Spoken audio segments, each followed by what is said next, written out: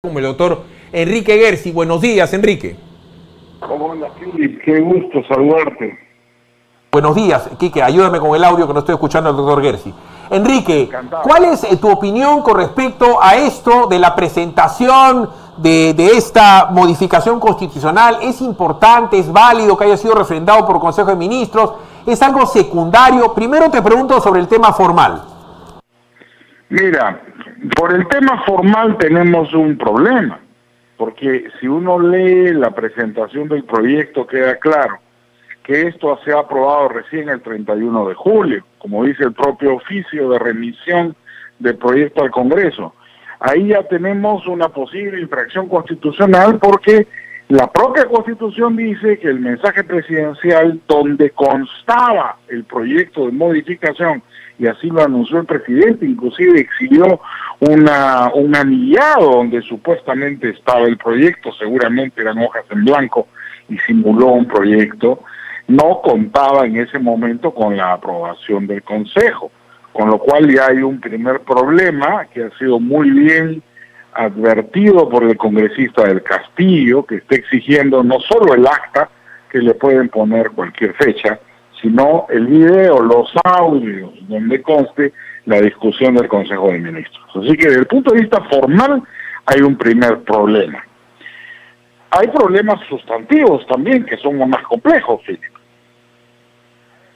Vamos a las cuestiones que tienen que ver con el fondo. Hasta donde yo he logrado entender, le pido a Gersi que lo frasee como cuando da una charla para alumnos universitarios, es decir, ¿pueden pedir constitucionalmente delante de elecciones? Sí, porque implica una modificación constitucional.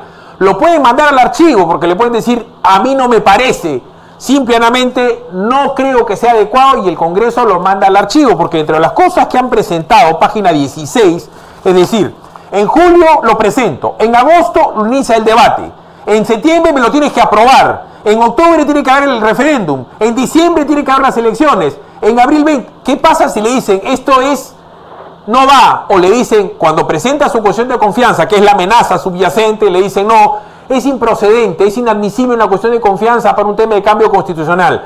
Me dicen abogados que como ya ha habido el precedente nefasto del tema del referéndum, ya no pueden echar para atrás. ¿Cuál es su opinión en el tema de fondo, Enrique? Mira, yo veo tres inconstitucionalidades insalvables en la propuesta de Vizcarra. Vamos una por una. La primera, no se puede aplicar la propuesta de modificación constitucional al periodo congresal vigente, porque sería una aplicación retroactiva de una norma. Cualquier modificación es hacia futuro. La Constitución dice que las leyes, incluidas las modificaciones constitucionales, se aplican a las consecuencias de los actos futuros. No puede ser a las consecuencias de los actos pasados. El Congreso actual, el periodo congresual vigente, ha sido elegido con otras normas de juego y se rige por las normas de juego por las que fue elegida. De manera que Vizcarra no puede recortar por una modificación constitucional el periodo congresal. Sería una aplicación retroactiva, en mi concepto, inconstitucional. Él puede renunciar, ¿no es cierto?, el día que quiera. Si la señora vicepresidenta Mercedes Arauz lo acompaña renunciando, cosa que no parece, bueno, ahí sí se convoca elecciones. Pero él no puede decir nos vamos todos, porque no existe esa posibilidad, ya que sería una aplicación retroactiva. En segundo lugar, Philip, hay una cosa muy grave. Se pretende darle término a los periodos políticos del país elegidos hasta el 2021 mediante una disposición transitoria. La disposición transitoria es contemporánea a la promulgación de una norma, no sobreviniente.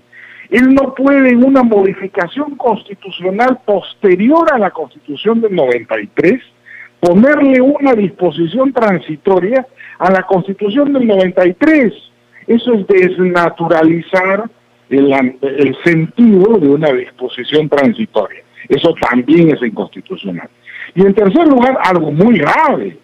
Vizcarra está proponiendo suspender los plazos de la ley electoral para este proceso, a fin de que la OMPE y el jurado de elecciones los establezcan para que se ajusten a los cronogramas políticos que él ha señalado. Eso significa perturbar el proceso electoral, lo que está prohibido expresamente por el artículo 117 de la Constitución, y es una causal precisamente para acusar constitucionalmente al presidente, perturbar el proceso electoral. ¿Qué más perturbación que suspender los plazos del proceso electoral para que sean arbitrarios por parte de las autoridades electorales? No puede haber un plazo arbitrario, porque eso impide la actuación libre de las organizaciones políticas. Y yo creo que el Congreso debería simplemente desaprobar esta propuesta de reforma constitucional por ser manifiestamente inconstitucional y contravenir el Pacto de San José con la aplicación retroactiva de la norma. No puede Vizcarra tampoco hacer cuestión de confianza por una modificación constitucional por una razón. Ya el Tribunal Constitucional, en el proceso de inconstitucionalidad 006 del 2018, dijo que no puede haber de cuestión de confianza en modificaciones constitucionales, porque las modificaciones constitucionales no son observables por el presidente. De tal manera que si el Congreso aprueba la modificación constitucional que quiera o la desaprueba, el presidente no puede observar la ley que el Congreso termine finalmente votando. Por consiguiente, no puede haber una cuestión de confianza en materia de modificación constitucional. Claro. Enrique, le pido un comentario sobre lo siguiente. Dentro de la exposición de motivos del presidente de la República, presentada el día de ayer a las 3 y pico de la tarde, dicen que la gente lo pide, que la calle lo pide en buen romance, que es un clamor popular. Entonces, si de clamor popular se trata, voy a poner un ejemplo muy sencillo de entender. Si le estuviese yendo bien en las encuestas a Vizcarra, él por el clamor popular podría decir también que le alarguen el periodo presidencial. Y si estuviese yendo muy bien el Congreso, porque plata tenemos y la verdad es que no tendríamos por qué tener ningún problema ni con el Congreso ni el Ejecutivo, Vizcarra podría decir hay que extender 2 años más. Pero sigo con los ejemplos sencillos de entender. Enrique Gersi, futbolero, ha sido mundial con su hijo, ha estado con su señora, con su pandereta. En el Perú, un extranjero no puede ser presidente. Pero a Gareca le digo también que comenzamos a hacer encuestas y la gente pide a Gareca presidente. Entonces, podrían cambiar la Constitución para que un extranjero, un no nacido en el Perú, sea presidente, habida cuenta que podría ser congresista o podría ser alcalde. Y otro ejemplo culinario, porque Enrique Gersi es bastante glotón. Si el señor Gersi va con la señora Murillo y con sus hijos y con sus amigos un chifa y pide guantán, sijaucay, tallarín pollo trozo, siumao y jacao, dice, o me lo traes en 5 minutos y a mí me gusta o no te lo pago. Y hablo con el doctor Altuve para que te cierren el local. Todas esas cosas lo aplaudiría el Perú, es decir, ir al chifa, pagar si te gusta, que Gareca sea presidente o que se quede Vizcarra porque lo está haciendo bien. ¿Qué le parecen esas barbaridades que estoy sugiriendo? O te doy un par de elementos más. También el Congreso podría plantear un referéndum hoy día para la pena de muerte. Estoy seguro que sacaría 99% de aprobación en el Perú. O también podría, ¿por qué no? Alan García aprobó el desaje en su primer gobierno, establecer, nombrando presidente del Banco Central al doctor Altuve, por ejemplo, a nuestro querido amigo común, que todas las tarjetas de crédito se eliminarán los intereses que serán pagados por el Banco Central, porque el Perú se merece una moratoria para que los peruanos vivamos mejor. No se puede, Philip, gobernar en base al aplauso popular y a lo que te dice la masa, porque la misma masa que te aplaude hoy día, mañana te condena. La misma gente que te aplaude en la calle mañana te cuelga. Mira el caso de Alan García, mira el caso de Toledo, mira el caso de Fujimori. En su momento fueron gente muy popular. Ollanta Humala tenía una aprobación criminal. La señora Nadine Heredia en un determinado momento tuvo 80% de aprobación. Mira dónde están ahora. Depende de cuándo le tomes la foto al favor popular. Vizcarra se equivoca. Él está... Me da la impresión, ¿no?, que se molestó, le ha dado una pataleta porque el señor Salaverry perdió la elección, y no le perdió por poco en el Congreso, la perdió por mucho. Ganó Pedro Laichea, y eso no estaba en sus planes. Entonces, él, en lugar de entenderse como un caballero muy distinguido, muy correcto, como Pedro Laichea, cuando él le plantea una rama de olivo en su discurso al asumir la presidencia del Congreso, su respuesta, que no es la de un demócrata, ha sido patear el tablero a costa del país.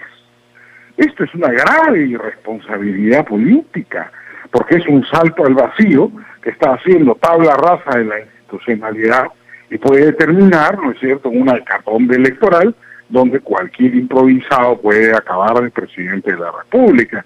Y hemos visto lo que pasa cuando una persona no elegida para ese cargo termina ejerciendo la presidencia. Al señor Vizcarra, discúlpame, Philip, creo que el cargo le ha quedado grande. Él no está actuando como un demócrata. Un demócrata tiene la obligación de entenderse. Laichea le había lanzado una rama de olivo. Él tenía que tomar esa rama de olivo y entenderse con el Congreso, era su obligación. No quiere, patea el tablero y quiere forzar un adelanto de elecciones. El recurso plebiscitario es siempre una amenaza a la estructura institucional democrática de un país y puede terminar siendo aún peor que los males que quiere corregir. Ha sido muy amable el doctor Gersi. Por supuesto, Salvador Solar, le tiro 3 centros, ¿no? El rey Carlos en Inglaterra fue colgado en su momento. Un rey colgado por su pueblo. Pusieron a Oliver Cromwell. Oliver Cromwell quería poner a su Kenji, a su hijo. Detestaron a Cromwell, regresaron a la monarquía en Inglaterra. Centenares de días después y de años después, aparece un señor que se llamaba Benito Mussolini, que era aplaudido en la plaza del Duomo de Milán y terminó siendo ahorcado en esa misma plaza y orinado por el vulgo.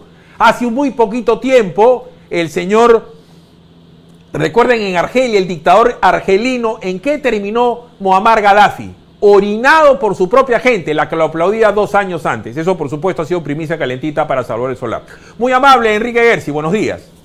Si te gustó este video, ya sabes, dale like y únete a nuestra inmensa comunidad en el PBO Digital de nuestro Facebook. Mueve la campanita, suscríbete en la página del PBO Digital de YouTube. Y por supuesto, comenta y comparte en nuestro @PBO Digital vía Twitter. Se lo vamos a dar a mi mamá.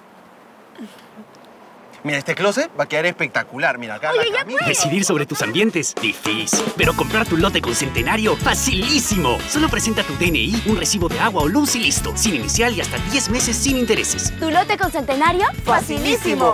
Centenario, 90 años haciendo propietarios más fácil.